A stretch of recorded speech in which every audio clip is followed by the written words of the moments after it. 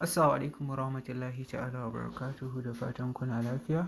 So insha Allahu a wannan bidiyo din zamu ba da magani akan abin da ya shafi ƙarfin azzakari ga wayanda suke fama da wannan lalura na rashin ƙarfin gaba, saurin kawowa ko kuma ƙanƙancewar gaba, kuma sun yi iyakan ƙoƙarin su gurin neman magani ba su dace ba, to su jarraba yin amfani da wannan insha Allahu da yardar Allah za su samu waraka akan wannan lalura din.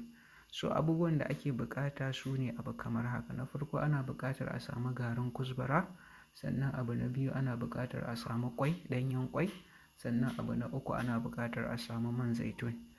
To yanda ake amfani da shi shine idan aka samu garin kusbara ɗin, to za a tankaɗe shi. Idan aka tankaɗe shi sai a zuba shi a cikin ƙwai ɗin. Shi garin kusbara ɗin in so samu ne a samu shi mutum ya ɗiba kaman ƙaramin cokali guda biyu ya tankaɗe sai ya zuba a cikin ƙwai.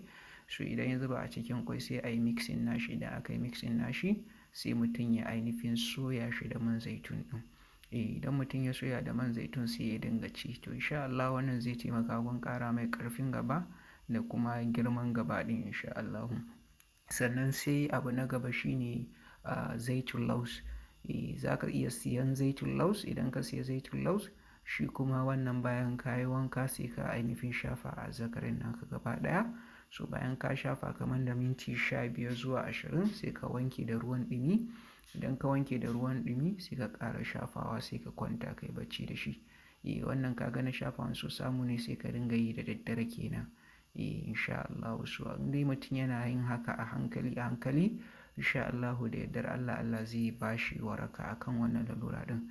Sannan ga wayanda suke buƙatar magani wanda muka haɗa, za ku iya tuntuɓar mu ta lambar wayan da muke sawa. Insha Allahu a duk inda kuke za a iya tura muku wannan magani din. Sannan kada ku manta da like da share da kuma subscribe domin ci gaba da ainihin samun sababbin shirye-shiryenmu da tsarin mun daura. Mun gode sosai da ainihin kasancewa da mu.